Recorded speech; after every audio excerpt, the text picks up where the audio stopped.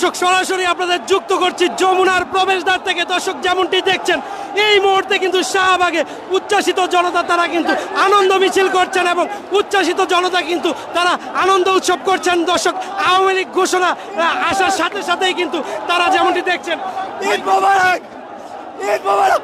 ভাই আমার জীবন সার্থক, আমাদের আন্দোলন সার্থক, আওয়ামী লীগ নিষিদ্ধ। আল্লাহ আল্লাহ তুমি দোয়া কবুল করেছো, নিষিদ্ধ আওয়ামী লীগ নিষিদ্ধ।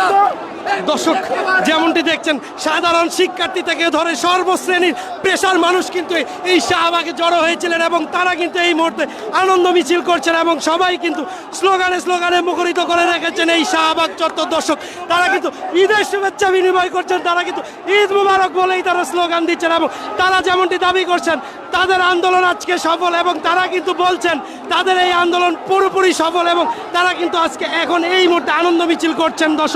দর্শক তারা কিন্তু আজকে 3 দিন যাবৎ আওয়ামী লীগ নিষিদ্ধের দাবিতে এই শাহবাগেই কিন্তু তারা অবস্থান কর্মসূচি পালন করেছিলেন এবং ঠিক 8টার সময় কিন্তু দেন এবং পরবর্তীতে কিন্তু আওয়ামী লীগ নিষিদ্ধের ঘোষণা আসার পরেই দর্শক যেমনটি দেখছেন শাহবাগে কিন্তু এই মুহূর্তে উচ্ছ্বাসিত জনতা তারা কিন্তু উচ্ছ্বাস করছেন এবং তারা আনন্দ মিছিল দিবে বলে তারা কিন্তু জানিয়েছেন।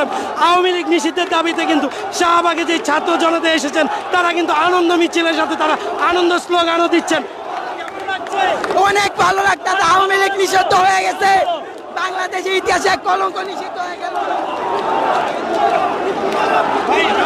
আলহামদুলিল্লাহ, বাংলাদেশের মানুষ উচ্ছ্বসিত।